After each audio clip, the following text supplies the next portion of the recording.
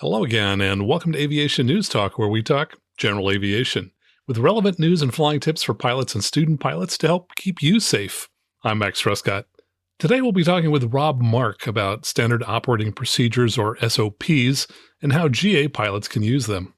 Rob mentions a couple of GA accidents where SOPs were not followed, plus listener feedback and a question from a student pilot who plans a career in aviation on how to clean up a messy logbook. Last week in episode 177, we played portions of the recent NTSB board meeting, which discussed the probable cause for the Kobe Bryant helicopter crash. So if you didn't hear that episode, you may want to check it out. And here's one quick, easy way you can help out the show. Take a moment right now and look for the share button on whatever app that you're using to listen to me. And then share Aviation News Talk with a friend who you think might enjoy the show.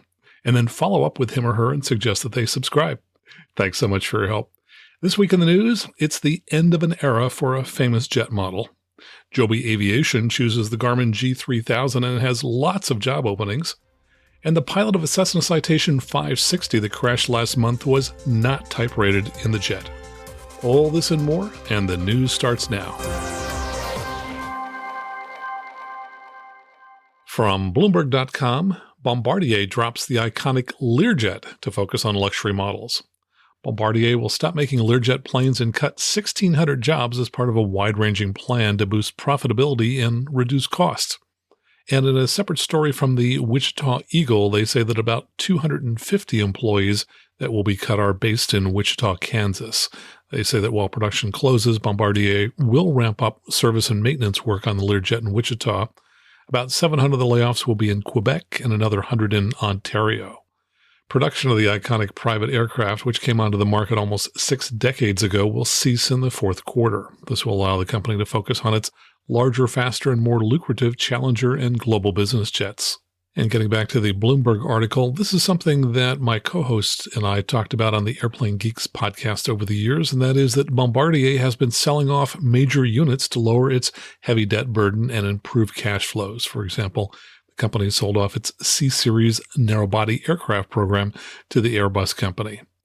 Inventor Bill Lear based his design on a Swiss fighter aircraft. The Learjet has racked up more than 3,000 deliveries since its 1963 debut and once was the epitome of luxury travel for celebrities like Frank Sinatra. It's since fallen out of favor, though, as private plane buyers switch to larger, more comfortable, longer-range models.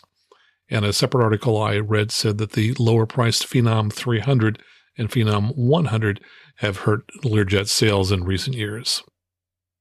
From GeneralAviationNews.com, fatal helicopter accidents down 20% in 2020. The helicopter industry recorded another year of decreasing accidents, with the number of fatal accidents dropping by more than 20% and a 2.6% reduction in the total accident rate per 100,000 flight hours.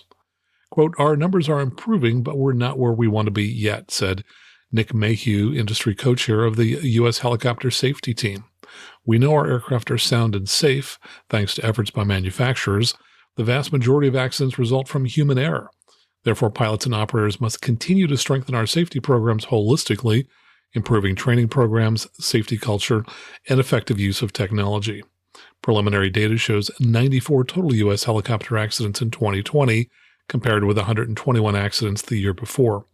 There also were 19 fatal accidents in 2020, compared to 24 fatal accidents in 2019. Mayhew added, "We can do better. Zero fatalities remains our goal. Here at USHST, we continue to work on safety enhancements based on the accidents we have analyzed, and we're regularly developing safety material to support this effort."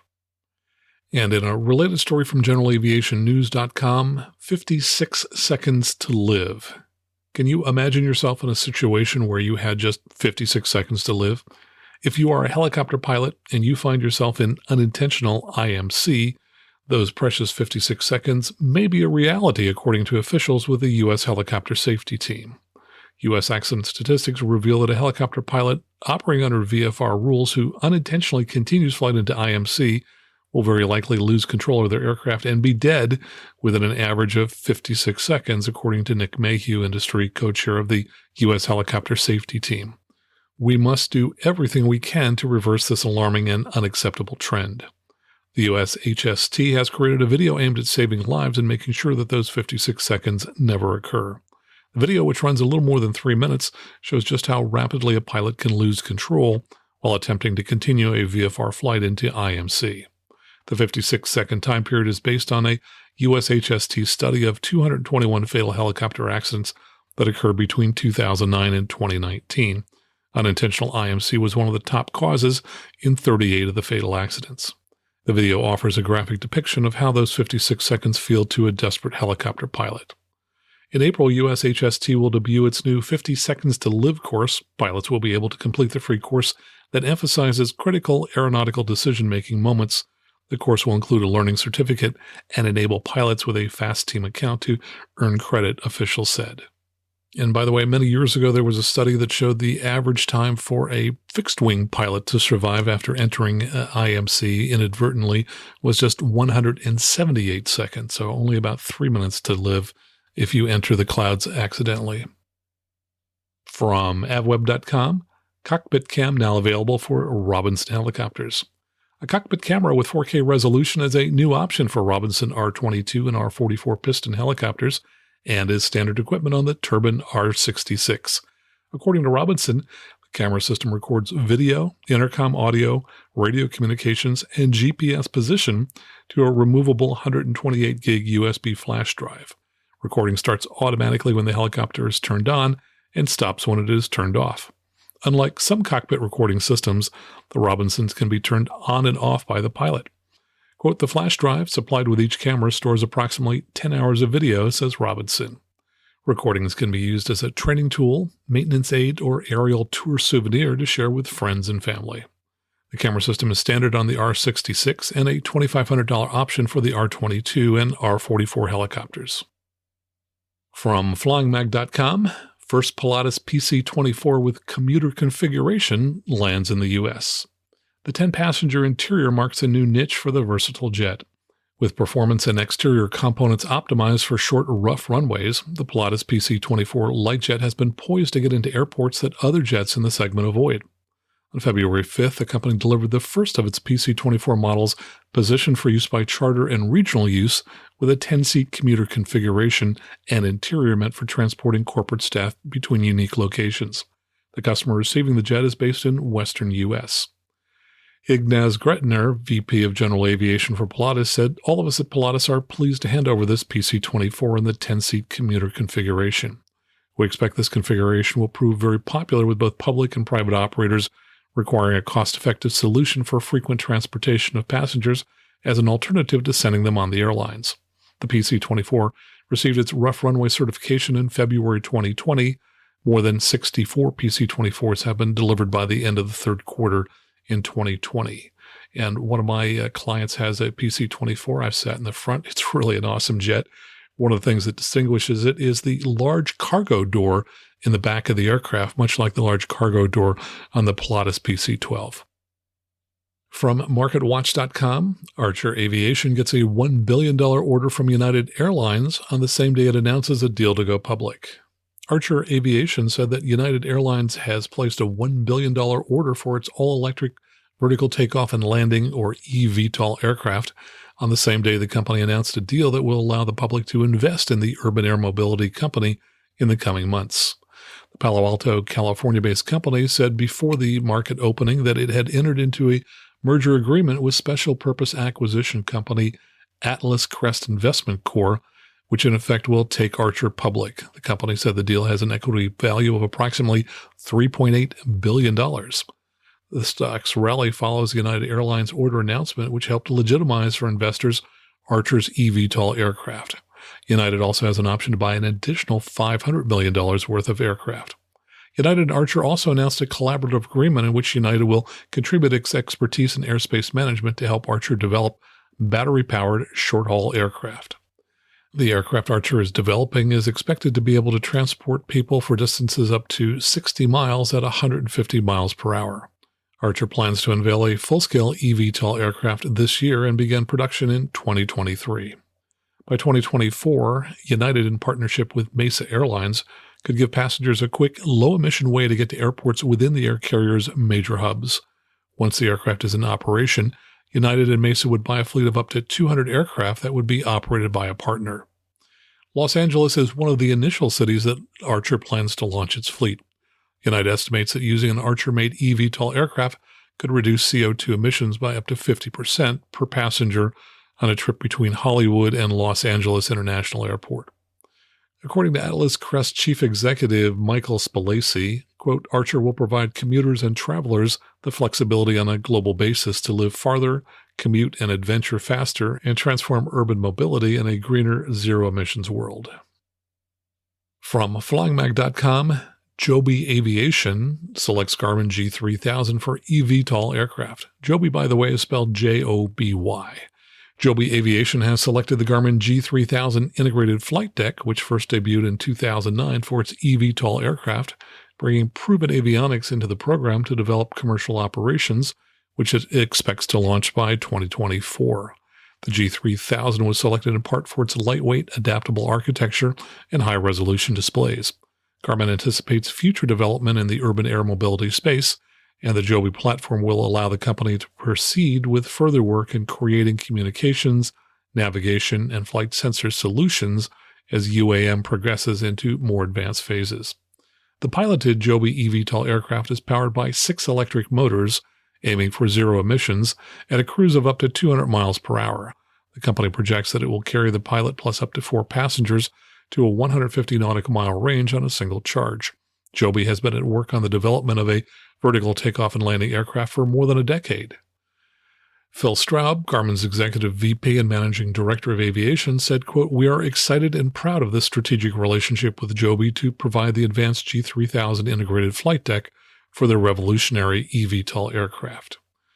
He also said, we are confident that the G3000 will ultimately help Joby provide advanced, efficient, and scalable air taxi services for years to come. And just a couple additional notes there. First, the G3000 is the flight deck that's in the Cirrus Vision Jet, which is my favorite aircraft to fly. Just an awesome system. I love the G3000.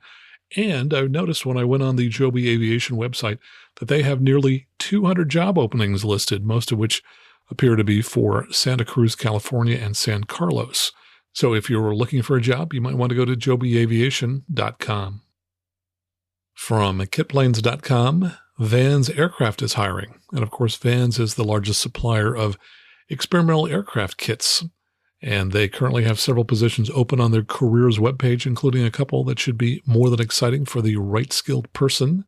2 of the 7 currently listed involve working in the company's prototype shop. There's 1 entry-level position and 1 open for a more senior individual. The entry-level job, Vans says, quote, the person who fills this position will inspect and maintain the Vans aircraft demo and training fleet, identifying potential issues and ensuring aircraft availability on schedule. Regarding the more senior position, they say that individual will help organize the operations of the prototype shop. While this is not an engineer position per se, the person filling this role will have opportunities to participate in the practical aspects of development, testing, and refinement of new products. And all positions are at the Vans factory in Aurora, Oregon. And finally, from usnews.com, the man who died in a plane crash was not certified to fly that plane. A Portland man who was flying a Cessna Citation 560 jet that crashed into the Mutton Mountain Range on Warm Springs Island last month was not certified to fly that type of aircraft, according to a preliminary report by the NTSB. The pilot of the flight that left Troutdale for Boise, Idaho on January 9th was identified last month by the Warm Springs Police Department as Richard Bolke, age 72. Bolke also is likely flying the plane alone for the first time, according to the NTSB. The pilot of the downed plane held a private certificate that was rated for the Grumman G111 Albatross and Learjet, but FAA records did not indicate that he held a type rating for the Citation 560. Bolke had taken Citation 560 training in 2020 at a training facility in Arizona, the report said. The owner of the facility said the pilot had not performed to a level sufficient to be issued a type rating or single pilot exemption. The report said that Bolke took off at 1:07 p.m. that day and that a controller alerted Bolke some 20 minutes later that he was about 30 degrees off course, but Bolke didn't respond. A minute later, the plane started to descend and hit the ground.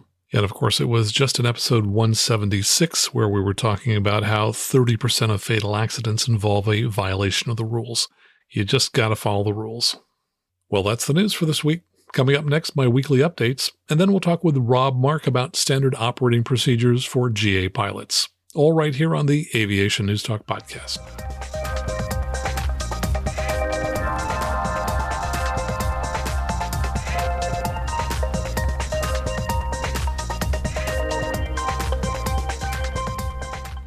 And now here's another fun flying destination. Hi, Max. It's Jackson from Minnesota for another fun flying destination. It's been a few months since my buddy and I flew down to Pella, Iowa, but it was a fun trip. This is one of the longer cross-country trips you can do in a day from the Twin Cities, but it's much shorter if you start from somewhere like Des Moines. The airport ID is Kilo Papa Echo Alpha. The FBO is run by an enthusiastic flying family, avgas is reasonably priced, and a crew car is available.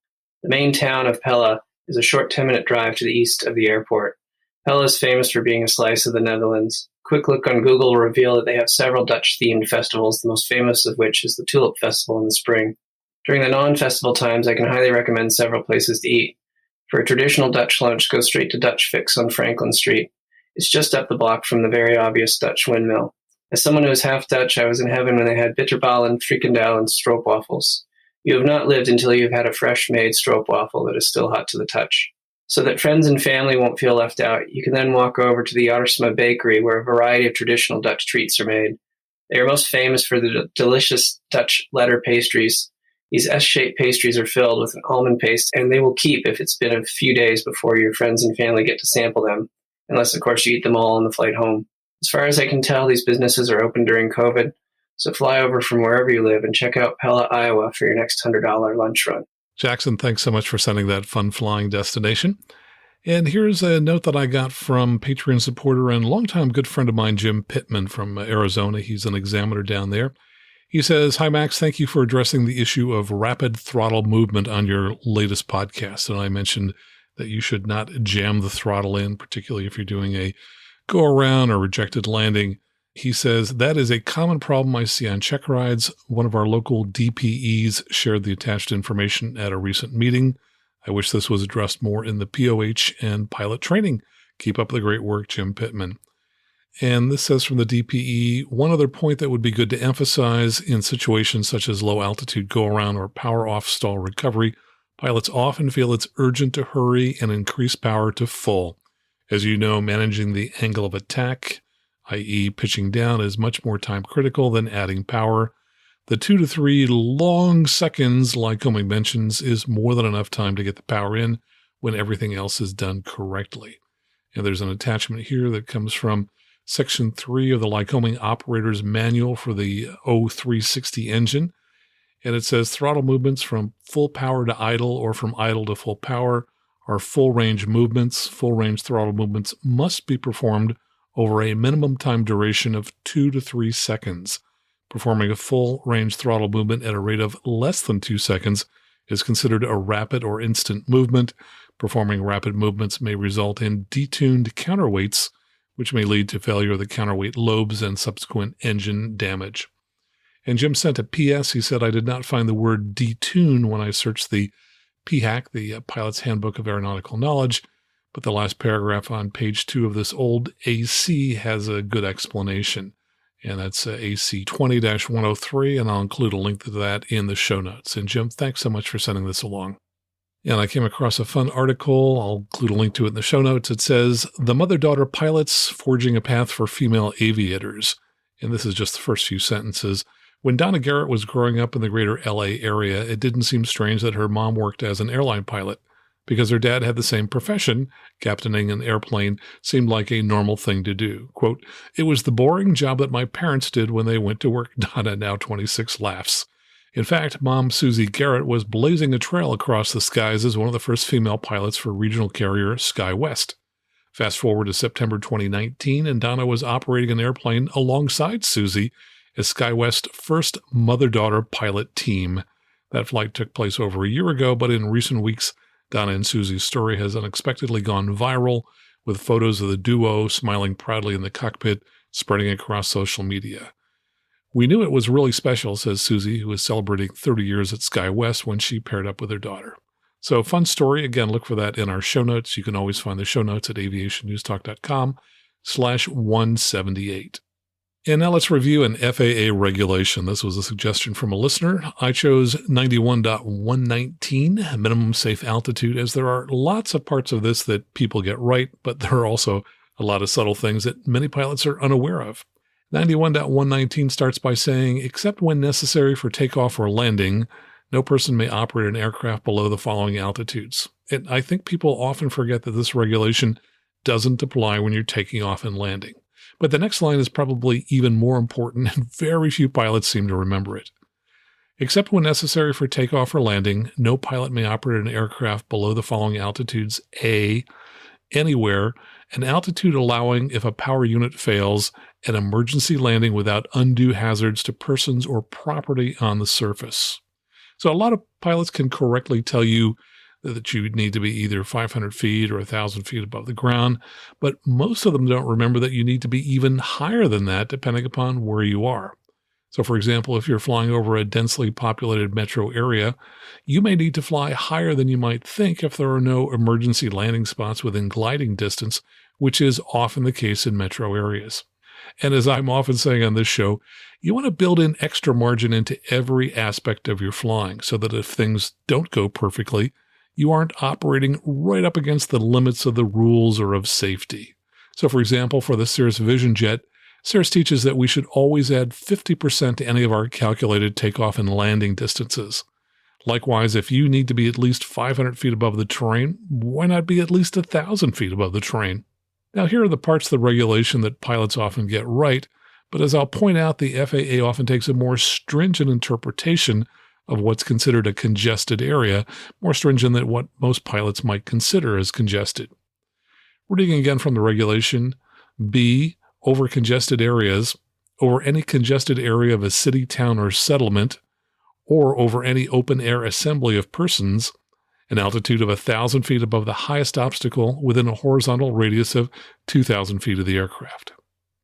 So if we take downtown San Francisco as an example, and by the way, the city is pretty close to sea level, for years the tallest building was the Transamerica Pyramid, which topped out at about 800 feet MSL. So we had to fly at least 1,800 feet MSL when flying over downtown San Francisco. But now the Salesforce Tower is the tallest building, so now we have to fly at least 2,100 feet over downtown San Francisco. But the FAA has also come out with various interpretations of what constitutes a congested area, and these interpretations may surprise you.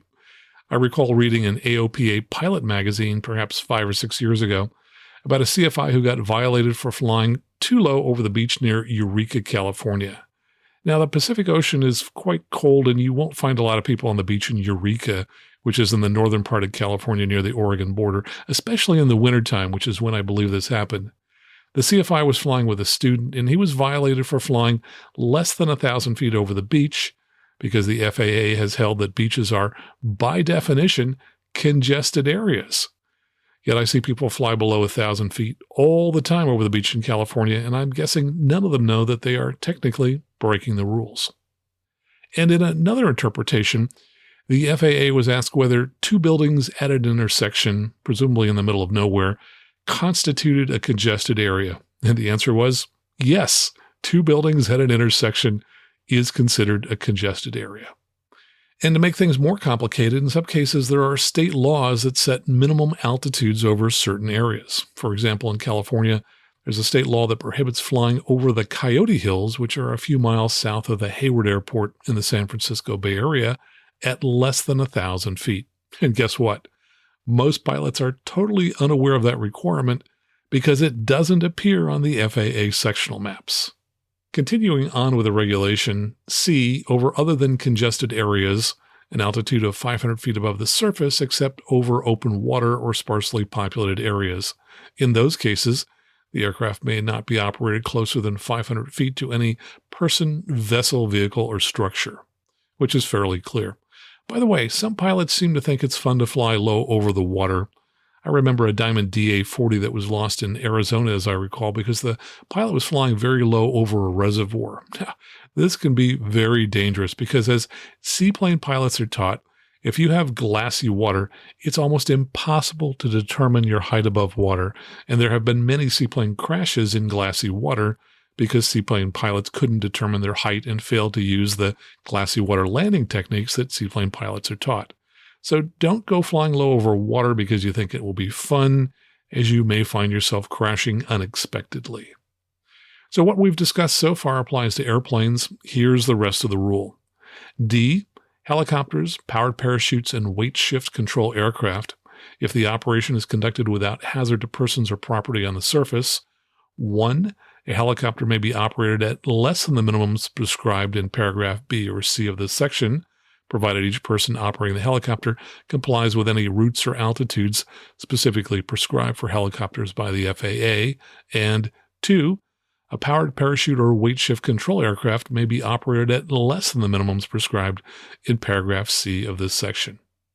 So there you have it, what you need to know about 91.119, minimum safe altitudes. And here's a message from Patreon supporter Martin Kemp. He says, "Hi, Max. I just wanted to say thanks very much for the great content you put out in your podcast.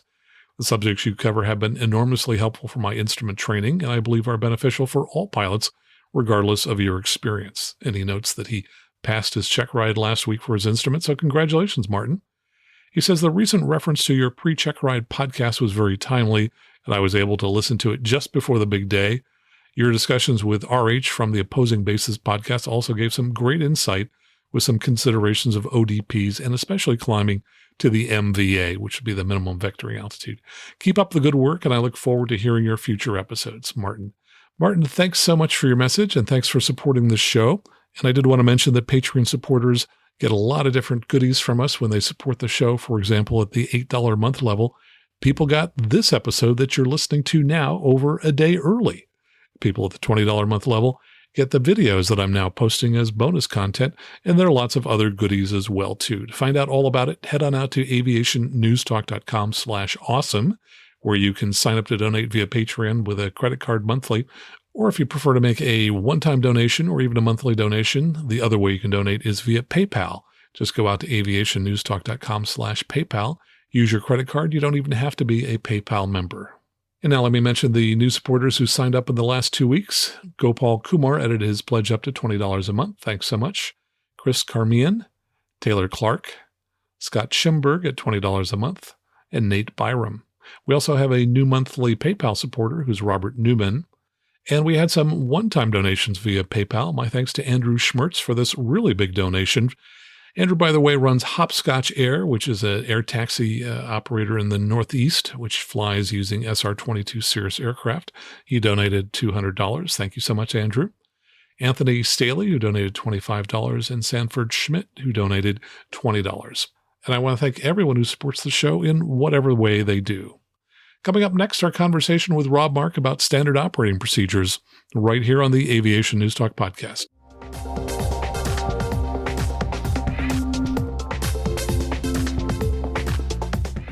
About a month ago, I saw an article in the January-February issue of the FAA's Safety Briefing magazine that was about SOPs, and that's what prompted me to invite Rob back onto the show to talk about them. By the way, if you're unfamiliar with that magazine, I'd encourage you to check it out. I've included a link to the magazine's website and another one to the article I mentioned in our show notes, which you'll find at aviationnewstalk.com/178. Now here's our conversation with Rob Mark.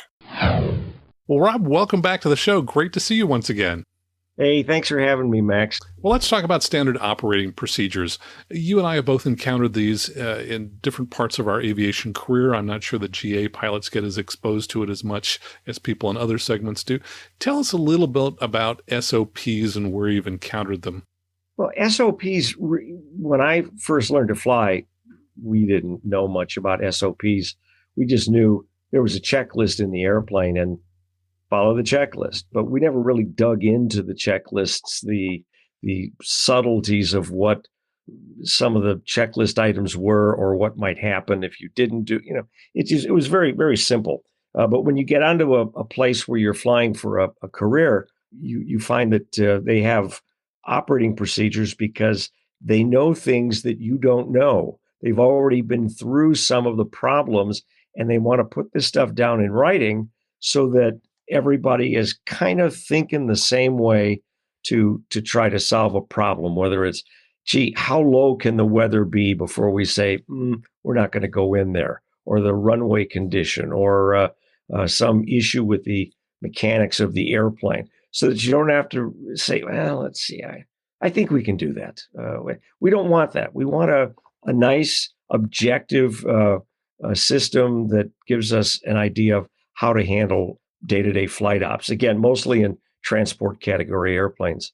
Yeah, and SOPs are absolutely required for people who are flying charter Part 135, people flying the airlines Part 121, but they also have a huge effect upon safety.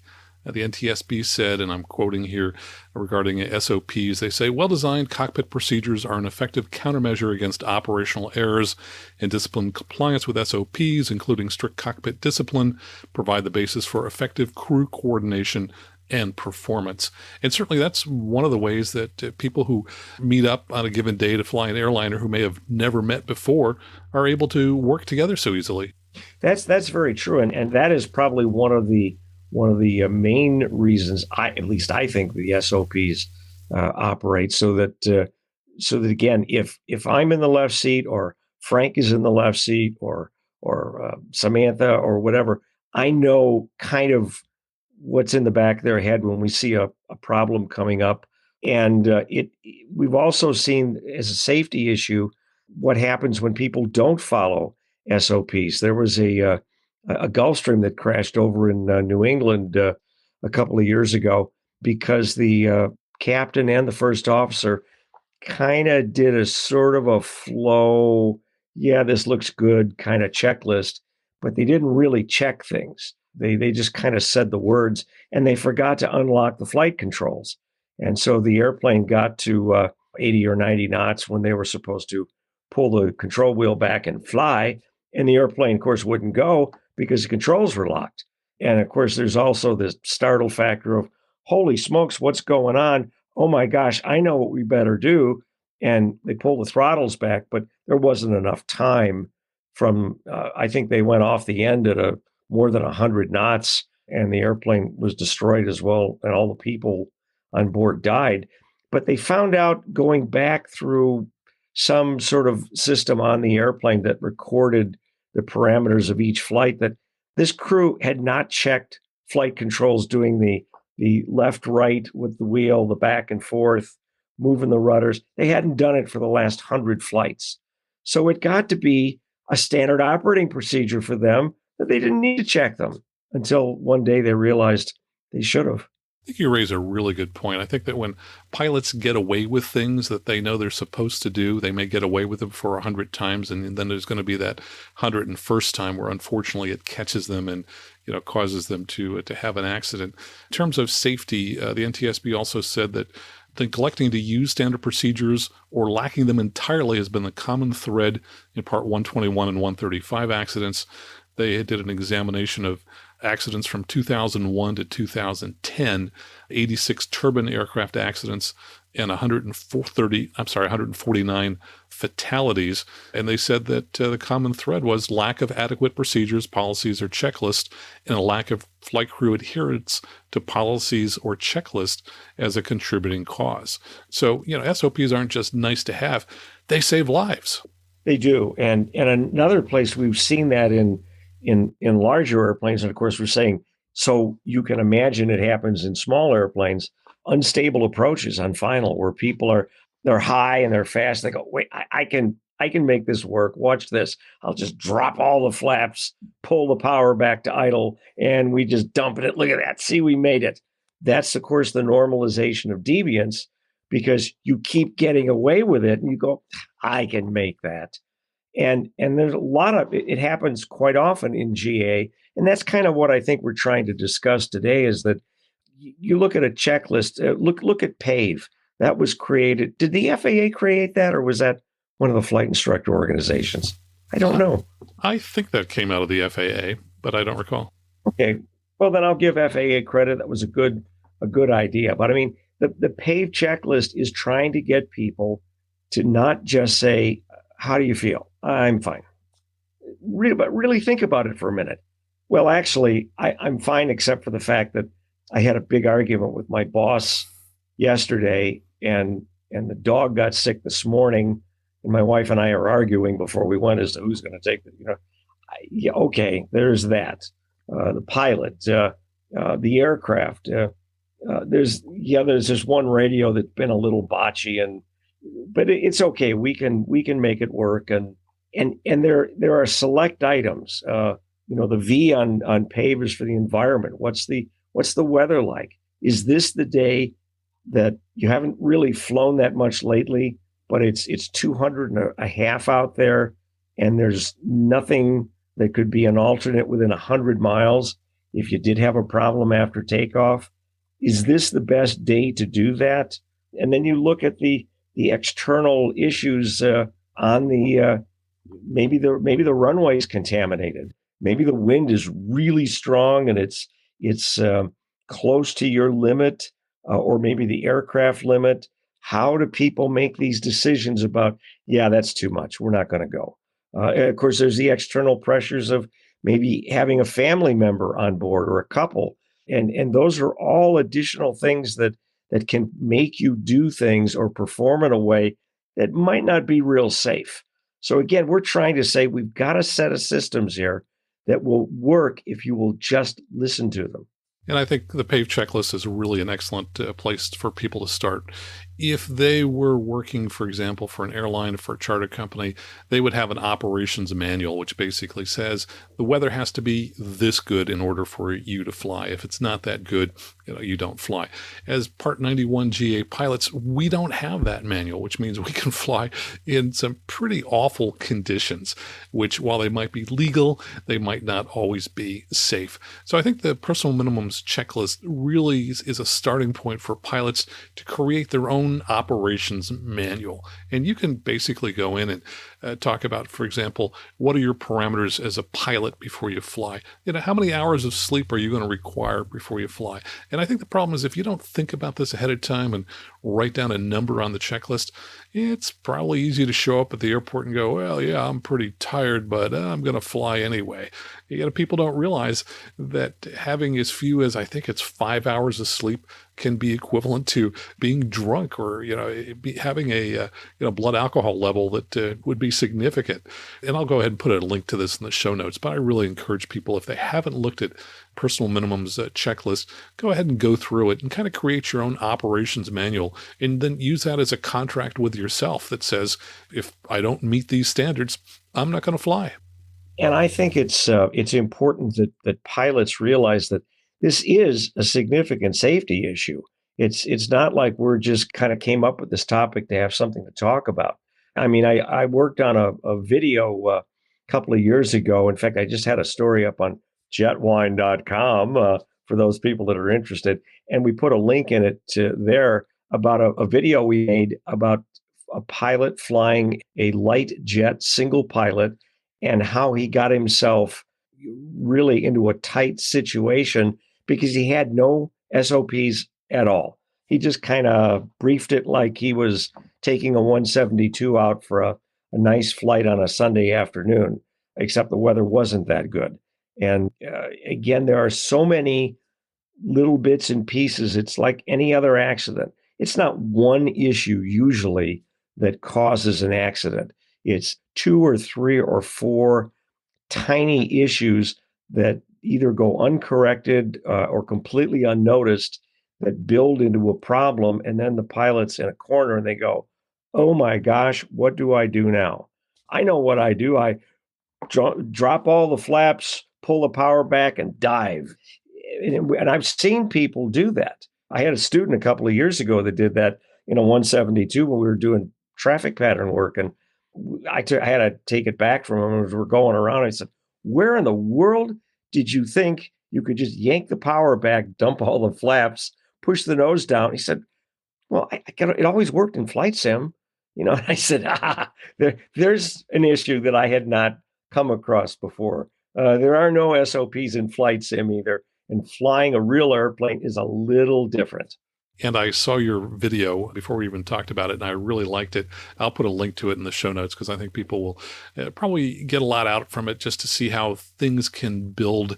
At first you have one little problem and then another little problem. And after a while, they can mount significantly to the point where the pilot really is overloaded. And I think that kind of highlights the issues with single pilot IFR. That's got to be, I think, the most difficult task for pilots is to fly single pilot IFR. And SOPs, standard operating procedures, are one way to kind of make sure that you're doing all the things that you're supposed to be doing when you're single pilot IFR. And if you're finding that you're getting behind and you're not, then a standard operating procedure would be to ask for a delay vector or to fly the missed approach or things like that to get you out of trouble. Well, and of course, I often wondered when we have the PAVE checklist, the E at the end is external. I always thought maybe we should include ego in there, because pilots do sometimes have large egos. I've never experienced that myself. No, I'm kidding. I have. That makes you say, oh, I can handle that. That's not too much for me because I'm Joe Cool Pilot. Or I don't want my girlfriend to think I'm an idiot here in the other seat or whatever. And it makes people say and do really stupid things, and it costs a lot of lives. Yeah, it's great that you brought up ego. I think there's a fine balance. We want pilots to have a strong enough ego that they know what they can do and that they believe that they can do it and they do it when they're supposed to. But we don't want them to have such an ego that they believe they're God's gift to aviation, because that will then truly get them in trouble. Well, and that's true. And I just, I'm sorry, I don't mean to sound like I'm pumping jet wine, but I finished a story the other day that just went up that's exactly talking about that. A pilot took off from, I think, Shreveport Downtown Airport in Louisiana, and took off at 4:30 in the morning, and which is already, a little strange because this was a 91 pleasure flight. And why are you out at 4:30 in the morning? And then we came to find out that the pilot only had a student pilot certificate, and he brought a passenger with him. And so it just kind of, if you read it, you can just click off there's another error, another problem. And then it wasn't any great surprise that the flight did not end well, because you could see it coming from the first sentence where they said the student pilot carried a passenger with him in the middle of the night. You went, what? What in the world? Imagine what that flight instructor must be going through, saying, oh my Lord, what in the world was this person thinking? But there are people out there in flying airplanes that are thinking like that.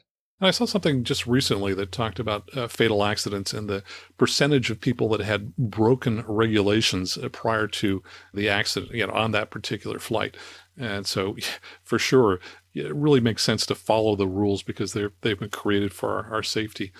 Well, one other aspect, I guess, of SOPs is a checklist, but it goes a little bit more beyond checklist. I think a lot of pilots know that checklists are a good starting point for SOPs, but I think what they may not be aware is that they really want to look at everything that they're doing, with a flight. So starting from the very beginning, which is the weather briefing. Are you doing it in a standard fashion? Are you doing it in the same way? Are you looking for all the same details? The same with the pre-flight. Are you doing that in the same way?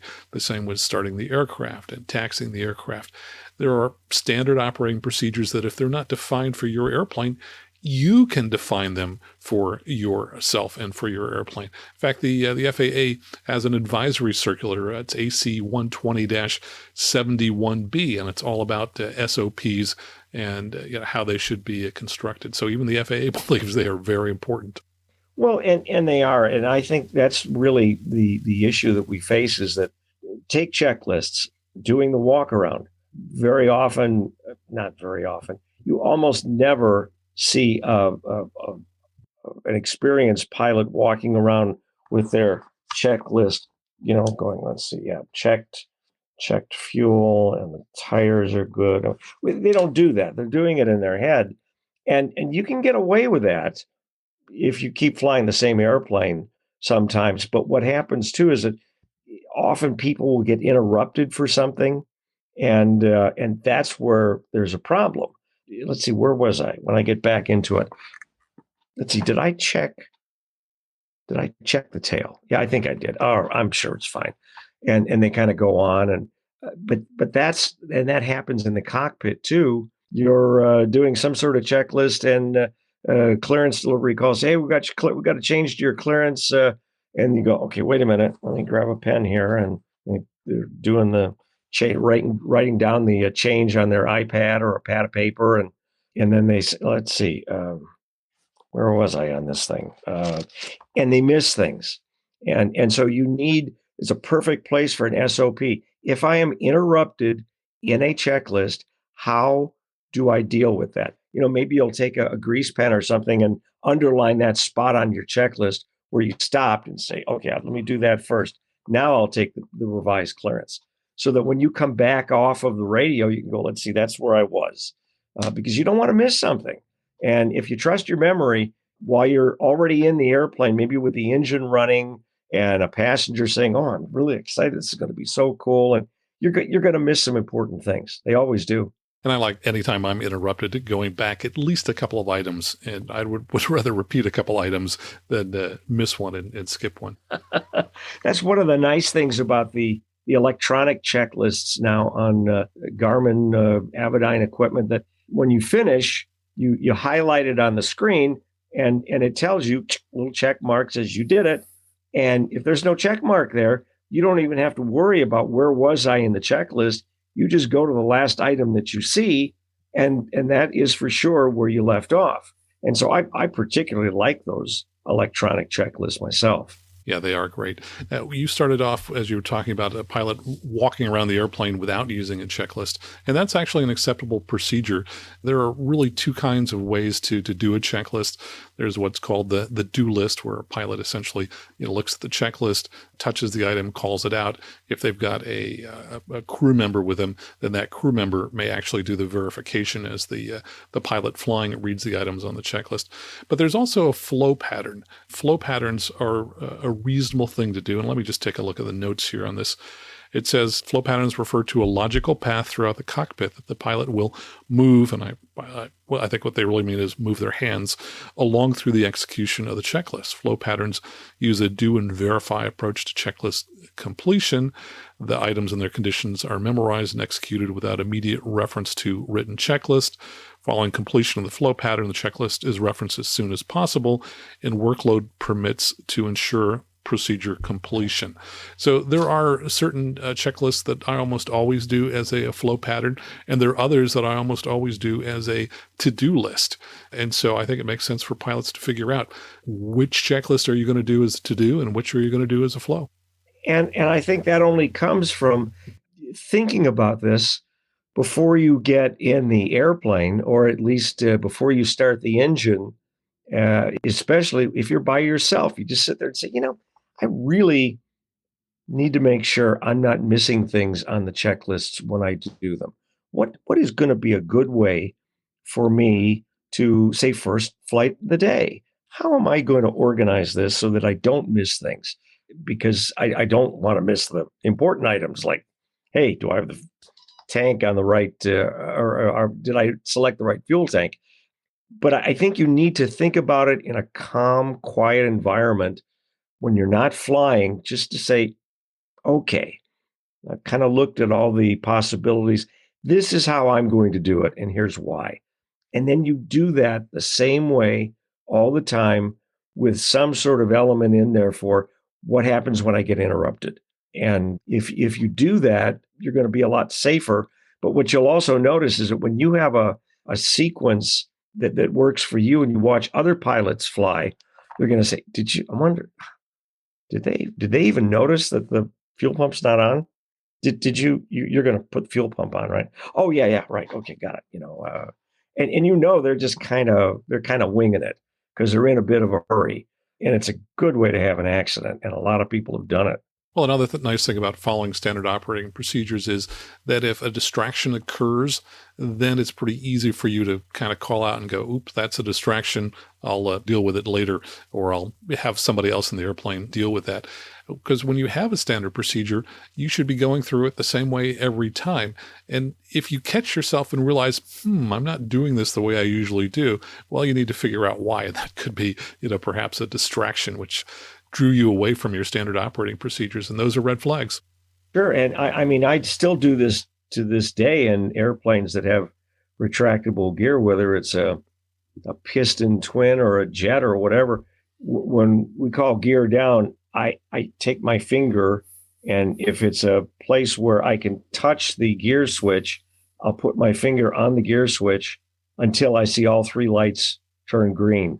Or if it's the other person in the right seat doing it, I kind of point and I leave my hand there until I see all three green lights come down. And then I go on to the next item, because it's just, I don't want to, I've been very lucky in my life. I've never landed gear up, and I hope to leave this world never having landed gear up. So that works for me, but that's just one item. How do you make sure that you, again, that you selected a fuel tank with fuel in it, or that the backup fuel pumps are on, or that the audio panel is set so that when I switch the next frequency, am I going to be able to hear what's going on, or am I going to, in the old days, we used to have trouble with people transmitting on one frequency and listening on another, because we used to have to do that sometimes to talk to flight service. You'd listen on the VOR frequency and transmit on, 122.2 or whatever it was. So we made a system that really opened itself up to a lot of confusion. So we've tried to get rid of all that junk because we screw up when we're busy, and we're trying to eliminate that. Well, I think we also screw up more often when we don't follow the standard procedure that we've decided is the right way to fly the airplane. Here's a list of some common errors that occur when using checklists. We've already talked about some of these. Crew overlooks item on the checklist. Crew failed to verify settings visually. Yeah, I've seen people, they'll just read the checklist and they don't do anything. They just move on to the next item. You got to be doing something, when you read each item. Operator or aircraft manufacturer checklist contains errors or was incomplete, which is another good reason for people to take a manufacturer's checklist and then add to it. Create your own checklist. Failing to complete a step after an interruption, failing to complete a checklist, completing the wrong checklist, difficulty in finding a checklist, becoming disoriented within the checklist, difficulty in confirming that the checklist action was carried out correctly, problems in understanding and interpreting the checklist, difficulty in determining who should be carrying out the checklist item, whether it's the pilot flying or the pilot monitoring. So there really is a lot of discipline around checklists that can help make you safer when you apply these things. Sure. And I think, too, that if you spend any time with them and you read them literally and you look at what you're supposed to do, you're almost always going to find something that makes you think, why do we do that? Why do we do that at this point? I mean, there's probably a good reason for it. Most of the time, it's because the manufacturers thought it through. But as you mentioned, sometimes there are mistakes. You get a hold of a manufacturer's rep and say, I always wondered about this item, and they go, that's not right, is it? So you can catch that too. But I mean, you should, in the back of your mind, have the justification for everything that you're doing. So it's important that you don't miss things like take the control lock out, like that poor Gulfstream crew forgot to do. It's amazing if you go back and look at some of the ARSA reports or even some of the NTSB reports, that there have been accidents more than you'd think of people that didn't take the control lock out. And in big airplanes too, not just little ones. That's crazy. It is crazy, but it really just goes to show how standard operating procedures can really make your flying safer. Rob, thanks so much for joining us here today to talk about this important topic. Hey, thank you for having me, Max. I'll look forward to doing this again and hope we can do it. And my thanks to Rob Mark for coming on the show and sharing his knowledge on SOPs. Rob, of course, is the senior editor at Flying Magazine, and you can find more of his work at flyingmag.com and on his jetwine.com blog. And by the way, as I was recording this, I got a message from Isaac Alexander that a Falcon jet overran the runway after an aborted takeoff at Montgomery Gibbs Field in San Diego today. I saw the video, and the aircraft never rotated and did go off the runway in a cloud of dust. News reports say that everyone survived. I couldn't help but wonder if this crew also forgot to remove the gust lock, and I'm sure we'll eventually hear what happened. Coming up next, listener feedback and a listener question on logbooks on the Aviation News Talk podcast.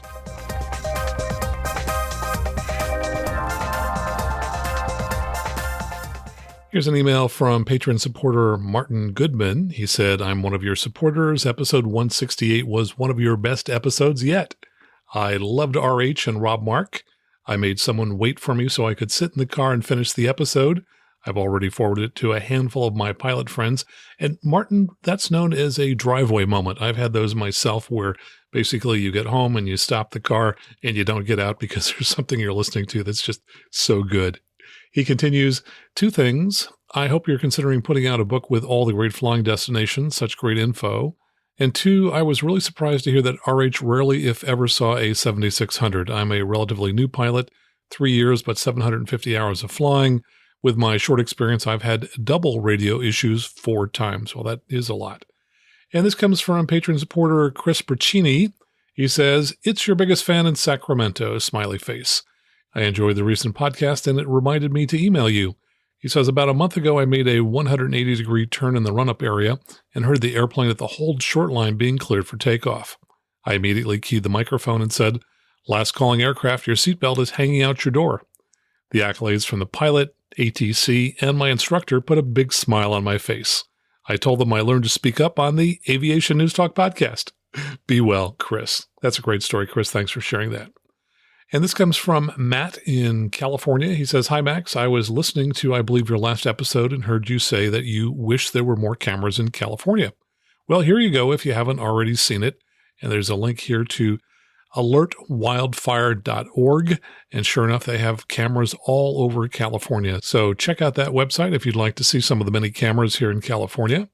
And now here's a listener question from Isaiah. Hi, Max. My name is Isaiah, and I have a question about logbooks and pilot examinations. I've had a rather rough history in my flight training. Due to financial issues and one flight school I attended closing, my logbook is an absolute mess. It doesn't help that my handwriting is subpar at best. Right now, as I'm in college, I finally am securing the funding I need to finish my training and get checked out as a private pilot. I'm really worried about the condition of my logbook as it looks very unprofessional. There are crossers, scribbles, and some things are in the wrong boxes. What would you recommend I do? Aviation is my passion, and I intend to fly in business aviation one day. Isaiah, great question. I'm sure there are lots of other pilots in similar situations. I wanted to get the best possible answer for you, so I reached out to Jason Blair, who is a DPE, a pilot examiner, and here's what he had to say. Hi, Max. It's Jason Blair. Thanks very much for reaching out to help shed some light on a really great listener question about messy logbooks. I know this is a concern for many pilots who are heading to FAA practical tests, or even as they interview for jobs as professional pilots. Concerns about messy logbooks can range from the challenge of documenting what required flight time a pilot may have to have completed for a practical test, or even just about what the image is that's being portrayed when the logbook's a little bit messy. I know my first logbook has some scribbles, cross-throughs, things in wrong columns, and even a little bit of whiteout in it. So if you're asking this question as a pilot because yours has some of these, know that you're not the only one. As we all progress in our pilot careers, we get better at making sure we enter things properly and we end up with a cleaner logbook. To be honest, properly and carefully filling out logbooks is something many instructors don't take the time to teach their students, and it shows in many pilots' first logbook or two. But all is not lost. Some great tips to help clarify this are to take that messy logbook and enter the data from it into a spreadsheet or a digital logbook program. There's some great ones out there, and even a few of the electronic flight bag planning applications like ForeFlight now include a logbook function. For most of these digital options, when the data is properly and fully entered into it, it can help a pilot clarify their record of activity and even generate reports for qualification requirements for things like FAA practical tests, 135 minimums, or even qualification minimums for things like your ATP certificate. These reports can help you make sure you really meet the requirements for a job you're going to be applied for also. Even just a good spreadsheet that's formatted to work like a logbook can be a good option if you don't want to go with one of the commercially available options. If you can't find a good spreadsheet, message me from jasonblair.net and I'll send you one that I've prepared and use with many of my own students and also for my own logbooks. Hey, here's a pro tip from DPEs also. We love it when you show up at a practical test and have all of your stuff entered. It lets us know that you're going to be able to meet those requirements much more regularly. When you've entered all this information in and a report happens, it helps qualify that you're actually ready for that practical tests. Makes our jobs easier, and it's way less likely that you will get sent home from that practical test because you're missing that one last night landing or you find a cross-country flight that was 10 miles too short to count. These same tools can be used to print a clean sheet copy of your flight times for job interviews as you go work as a professional pilot also. Printing out the information that you have entered into one of these digital functions can give you a really nice printed version of your logbook that really kind of represents your flight time perhaps a little bit cleaner than that handwritten logbook that you started with. Another option that I've seen people do is also very acceptable is to create a clean logbook, basically a new one. You take this as a brand new logbook in which you take the time to re-enter all of your flight experience without the scribbles and whiteout. This won't necessarily be used as your official logbook because you may need to keep that first one to have endorsements, instructor sign-offs, and other notations from that original logbook. But for the purposes of tallying times or more clearly depicting your flight experience, a second, cleaner version, one in which the errors might even be corrected, is a perfectly good option to demonstrate your flight experience. Taking the time to do a good, clean logbook recreation, building a digital logbook and or having the ability to run reports of your flight times will demonstrate good organizational skills to your examiners and potential employers. It also helps you, if you stay current with your entries as you do them in a hard copy logbook also, to find any errors as they occur, and it becomes much less likely that you will carry any of those forward into future pages. Thanks for the question, and be sure that you aren't the only pilot out there with some scribbles or addition errors if you're asking this question. Isaac, thanks for your question. And Jason, thanks so much for providing an answer. If you want to learn more about Jason, go out to jasonblair.net. And if you're looking for a check ride anywhere in the Michigan area, you may want to check him out. And thanks so much to everybody who sent feedback and listener questions. If you'd like to contact me, just go ahead and send an email to aviationnewstalk@gmail.com. And don't forget, now that we're here at the end of the episode and you've got a free moment, use that share button. Go ahead and send this episode out to one of your friends who you think might enjoy the show, and then encourage them to hit the subscribe button. So until next time, fly safely, have fun, and keep the blue side up.